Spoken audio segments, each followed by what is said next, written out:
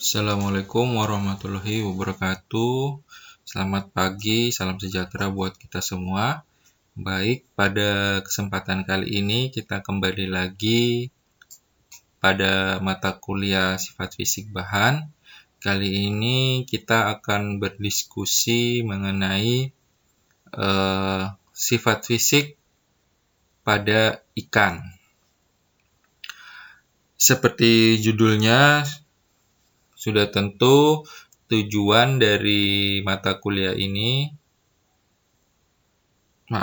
tujuan dari pertemuan kali ini adalah untuk mengetahui sifat fisik daripada ikan.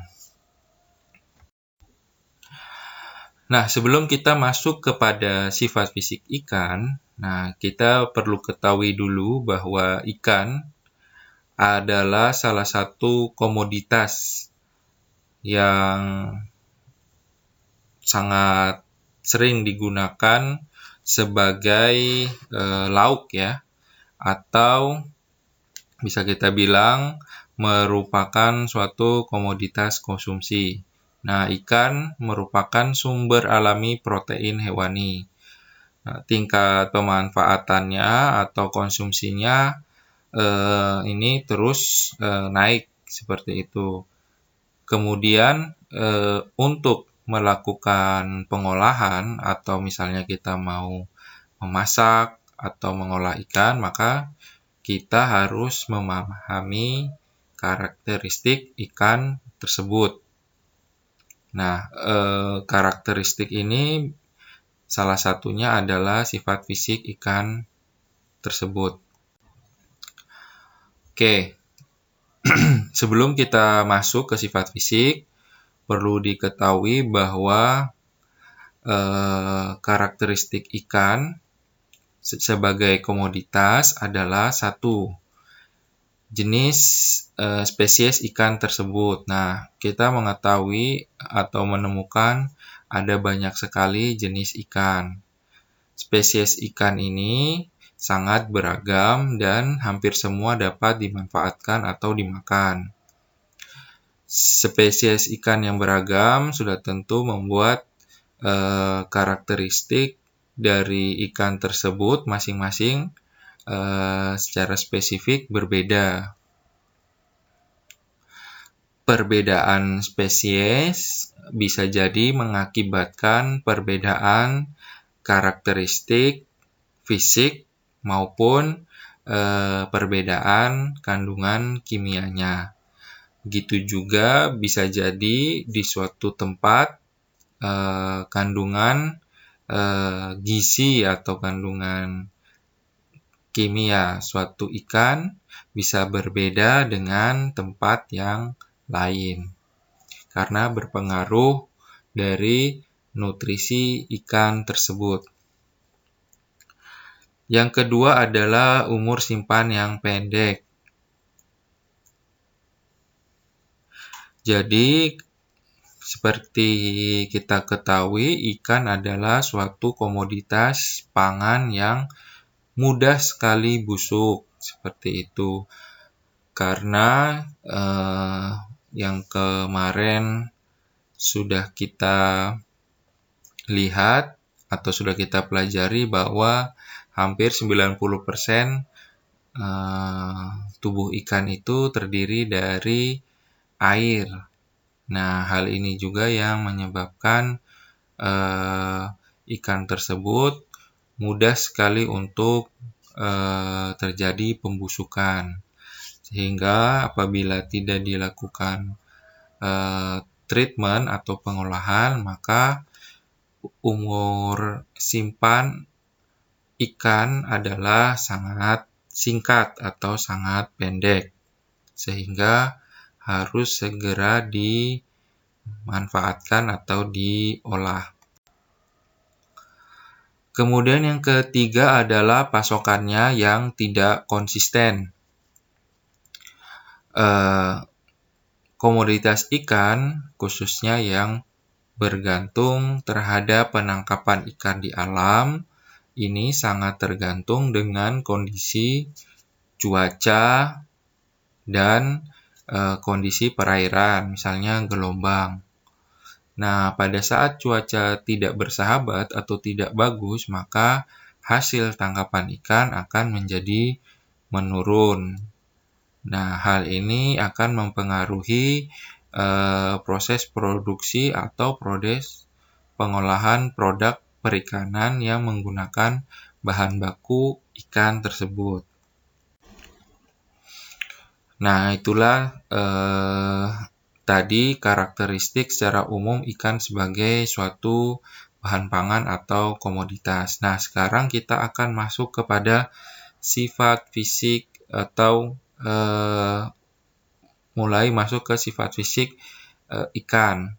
Nah, untuk itu kita harus mengetahui struktur tubuh ikan. Nah, hal ini sebagai dasar apabila kita mau untuk mengolah bahan pangan yang berbasis ikan. Secara umum, struktur tubuh ikan terdiri dari kulit, organ bagian dalam, tulang, otot, dan daging. Nah, proporsi untuk masing-masing bagian tersebut bervariasi dari jenis atau spesies ikan tersebut. Yang pertama, kulit. Nah, ikan dilindungi oleh kulit. Kulit ikan itu terdiri dari epidermis dan dermis. Kedua, organ internal ikan. Secara umum, organ internal ikan terdiri dari lambung, kemudian ada usus, hati, ginjal, dan organ reproduksi. Ikan juga terdiri dari tulang. Tulang ini termasuk bagian penting dalam pembentukan atau pembentuk tubuh ikan. Seluruh daging ikan dihubungkan ke tulang atau rangka ikan. Tulang kecil yang ada pada ikan sering mengganggu konsumen karena menyebabkan kurang nyaman ketika akan dimakan ya. Seperti itu. Nah, tulang-tulang kecil ini biasa kalau dalam proses produksi bisa disiasati dengan menggunakan presto ya, agar tulang tersebut menjadi lunak dan tidak mengganggu ketika kita memakan ikan tersebut. Yang keempat ada otot. Nah, otot ikan ini terdiri dari otot gelap atau merah dan otot putih. Sebagian besar bagian yang dapat dimakan adalah otot lateral yang terdapat pada sekeliling tulang belakang. Terdapat myomer yang antara satu dan lainnya dihubungkan oleh myoseptum. Ketika otot ikan dimasak, lembaran jaringan pengikat mengalami gelatinisasi. Sifat fisik ikan sangat penting untuk mengetahui dan menguasai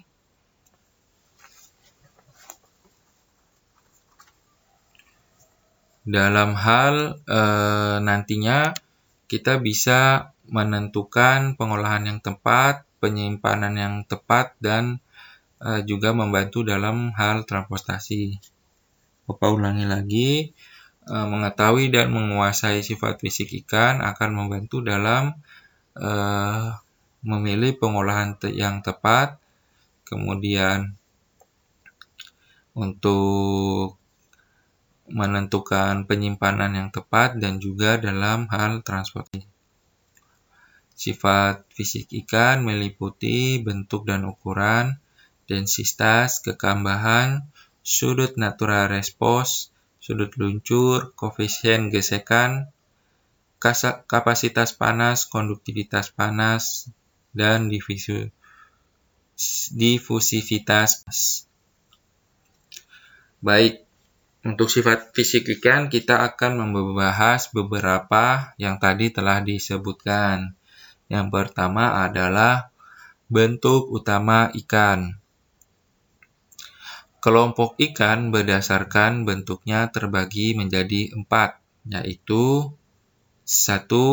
Bentuk torpedo, yaitu bagian paling tebal ada pada kepala, meruncing tajam ke arah belakang, dan sedikit mendatar pada kedua sisinya. Contohnya adalah ikan tuna, cakalang, dan layang. Kemudian yang kedua adalah bentuk panah memanjang. Cirinya adalah sayatan atau potongan melintangnya sebanding dengan sirip punggung dan sirip anus terletak pada bagian belakang. Contohnya adalah ikan tenggiri dan ikan layur. Yang ketiga adalah bentuk pipih. Bentuk pipih bentuknya memipih pada kedua sisi atau pada bagian atasnya. Contohnya adalah ikan pari. Dan yang terakhir adalah ikan yang memiliki bentuk seperti ular.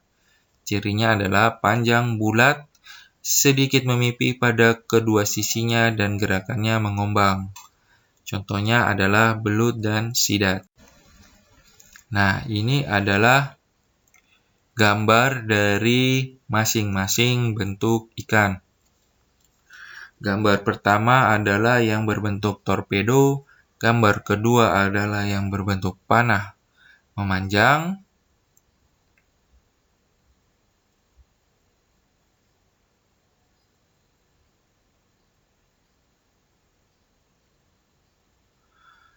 kemudian yang berbentuk pipih ditunjukkan oleh gambar 3A, 3C, dan 3B. Sedangkan untuk bentuk ular digambarkan oleh gambar nomor 4. Ukuran. Panjang dan berat dapat dipakai untuk menentukan ukuran ikan. Di saat umur dan panjang yang sama, biasanya ikan betina lebih berat dibandingkan ikan jantan. Keragaman ukuran secara musiman terhadap volume dan berat terjadi saat gonad sedang dalam proses perkembangan dan kemudian mengecil kembali setelah bertelur. Laju pertumbuhan ikan tergantung pada pakan yang tersedia di lingkungannya, yaitu air, sehingga pada umur dan spesies yang sama ditangkap pada perairan yang berbeda, bisa jadi akan kita dapati variasi dalam hal berat dan panjangnya. Ciri fisik yang ketiga adalah berat kamba. Berat kamba adalah berat dalam kilogram atau ton per unit volume atau meter kubik. Faktor ini diperhitungkan ketika melakukan kalkulasi kapasitas penyimpanan, transportasi, dan pengepasan. Yang keempat adalah tekstur. Tekstur atau konsistensi sangat penting di dalam memperkirakan mutu ikan dan memperkirakan tingkat kesulitan dalam mengolahnya. Konsistensi diukur berdasarkan kekakuan daging ikan yang meningkat pada awal setelah kematian dan mencapai nilai tertinggi selama rigor mortis.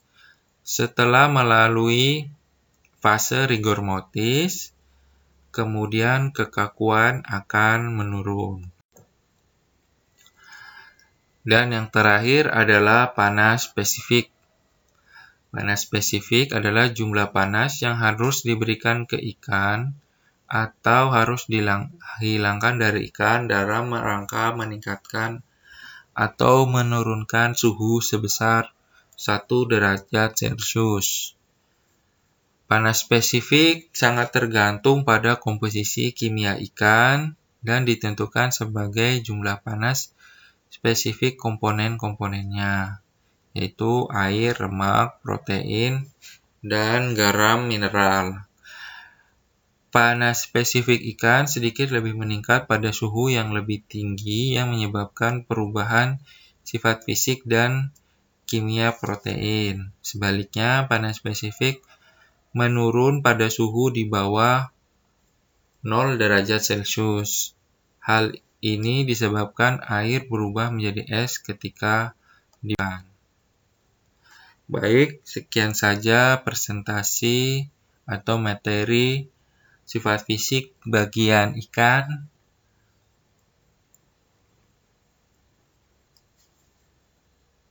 Bagian 1. Bila ada pertanyaan, bisa ditanyakan di grup WA. Terima kasih.